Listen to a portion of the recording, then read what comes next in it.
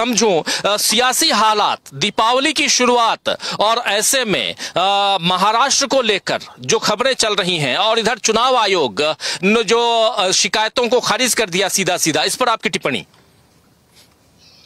देखिए राजू जी, आज धनतेरस है और मुझे लगता है कि जो सियासी दल हैं हमारे, उनकी असली दिवाली कब होगी कि जो महाराष्ट्र जीतेगा। देश की आर्थिक राजधानी है और वहां पर जिस तरह से चुनाव की पूरी बाजी लगी हुई है, महायुति बनाम इंडिया अलायंस, और इस समय महायुति के बीच में ही आपको पूरा दिख रहा है कि तलवारें खिंची हुई हैं।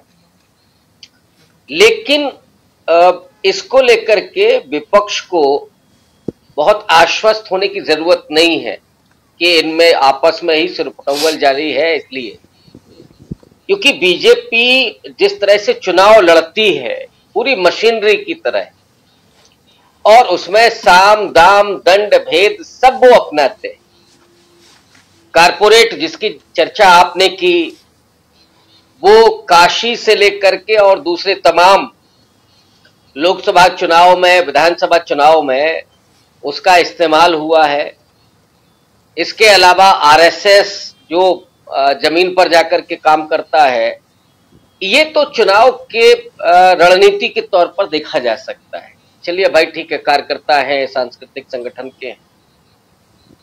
पैसे को भी जिस तरह से झोंका जा रहा है, समस्या ये है कि चुनाव आयोग अंधा बहरा और सारी की सारी उसकी जो ज्ञानेंद्रियां हैं वो बंद हैं। तो अब हम ये नहीं कह सकते कि नहीं साहब चुनाव आयोग कोई निष्पक्ष होकर के काम करेगा।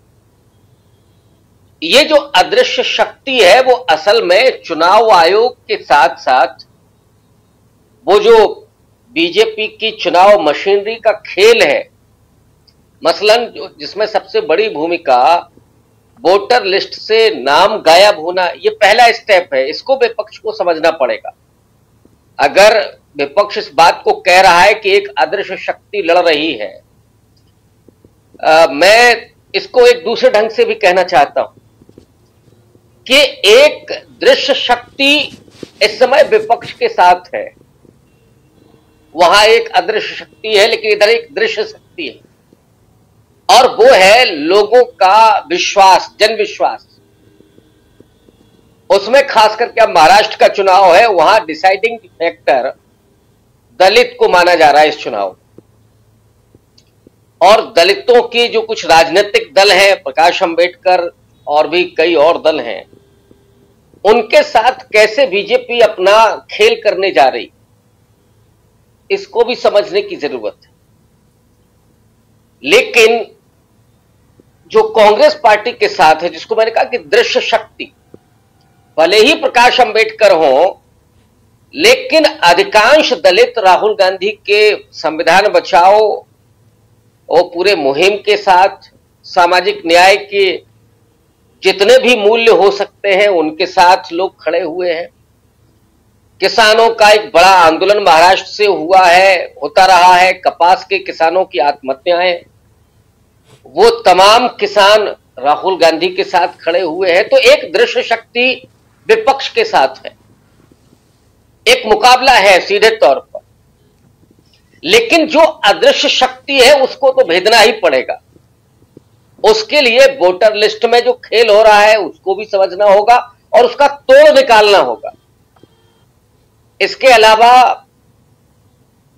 एक ही मतदान केंद्र पर जो चीजें होती हैं, एक परिवार में 4 लोग हैं, 2 अलग अलग मतदान केंद्रों पर भेजा जाता है।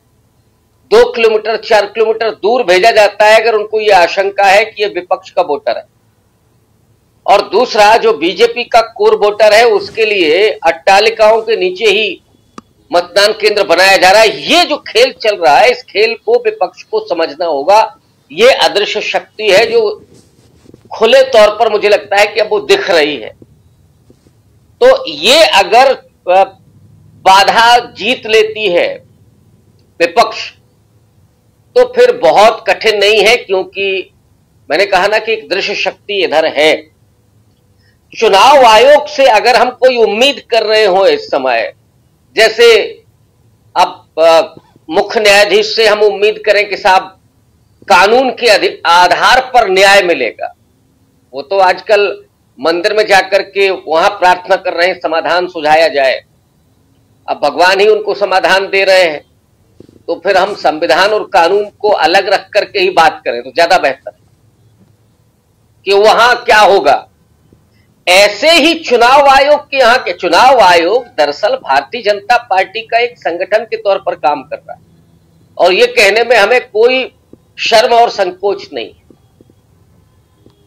और ये वो चुनाव आयोग जिसको ऊंचाई पर लेकर के टीएन शेषन साहब गए, और टीएन शेषन को नियुक्त किसने किया था? कांग्रेस पार्टी उस दौर में। लेकिन टीएन शेषन ने कभी ये नहीं किया कि चुनाव आयोग की गरिमा को ताक पर रख करके किसी पार्टी के पक्ष में कोई काम कर रहे हो जो आज चुनाव आयोग कर रहा है।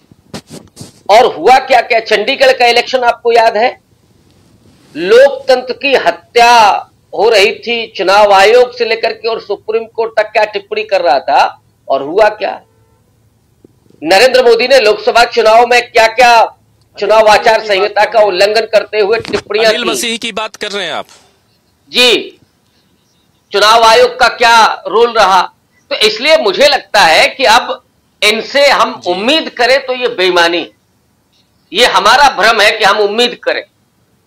उम्मीद सिर्फ इस देश के लोगों से है, और वो लोग खड़े हुए हैं विपक्ष के साथ, ये बहुत स्पष्ट दिख रहा है। ये लोकसभा चुनाव में भी देखा, जिस पार्टी का अकाउंट तक सीज था, जिस पार्टी को कदम कदम पर मुश्किलें पैदा की जा रही थीं, अभी राहुल गांधी को फिजिकली डराया जा रहा है। और ये कौन डरा रहा है, कैसे डरा रहा है? एक ने तो बाकायदा कह दिया कि साहब ओवैसी और राहुल गांधी के लिए कौन क्या करे। तो जहां ये परिस्थितियां हो, वहां लोगों की वजह से विपक्ष एक तरह से मजबूत खड़ा है, और ये दृश्य शक्ति उसके साथ है, मैं जो कहना चाह रहा हूं। क्योंकि विपक्ष इस समय पैदल है एक तरह से। वो जो मानस की चौपाई है कि रावण रथी विरथ रघुबीरा, ये विरथ है, पैदल है, लेकिन इस पैदल के साथ इस देश के करोड़ों लोग खड़े। अगर मजबूती से विपक्ष चुनाव लड़ता है तो महाराष्ट्र का गेम सबको मालूम है, दिख रहा है कि क्या होने जा रहा है।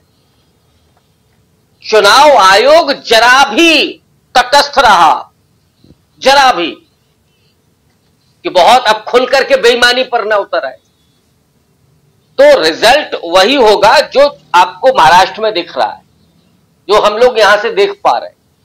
जो अनिल जी ज्यादा बेहतर बताएंगे, वो महाराष्ट्र में है। तो इसलिए चुनाव आयोग से हमें कोई उम्मीद नहीं है जी, बिल्कुल, और ना ही हमको करनी चाहिए। राजीव